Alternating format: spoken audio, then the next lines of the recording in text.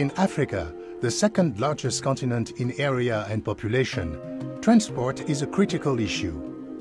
Unless people and goods can travel unimpeded, the lives of the people in these 54 nations cannot improve.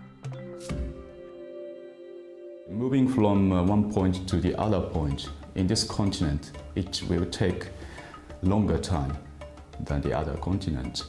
So in order to enhance this kind of mobility, we need the roads or the highways, or the airport, or the railways. This is really the problem in this continent, and we are lacking of this kind of physical transport infrastructure.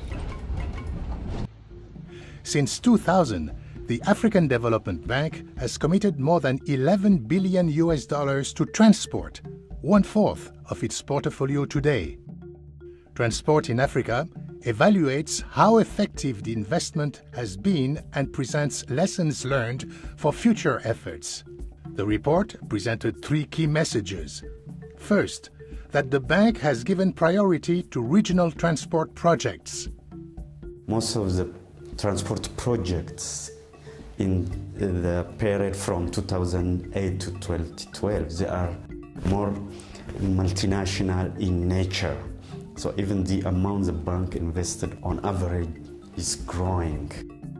And the second point is the involvement of the private sector. We can give some example like water transport. Most of port projects are developed based on what we call public-private partnership. Another good example in the road sector is the toll road. Previously in Africa, toll roads are not common.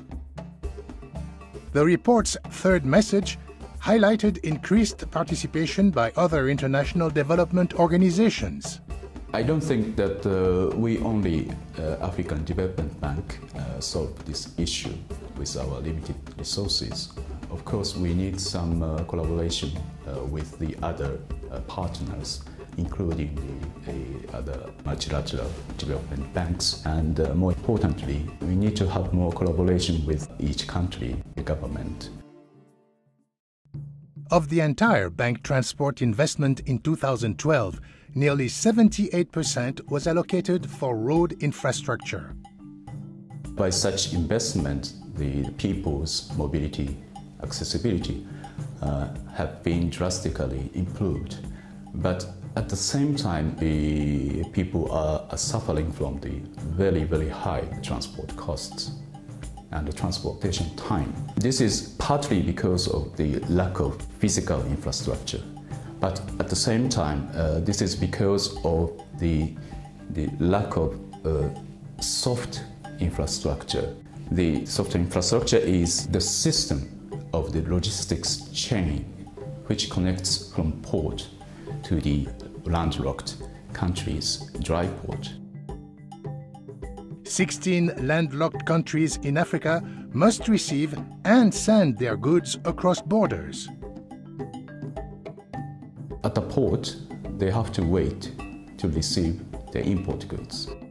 And at the border, again, they have to wait to clear their goods by the customs agent. Another challenge is maintaining Africa's roads. At present, there is an extensive backlog of roads needing repairs. Ça ne sert à rien de mettre des millions et des milliards de ressources dans la construction des infrastructures si nous ne sommes pas en mesure de les maintenir.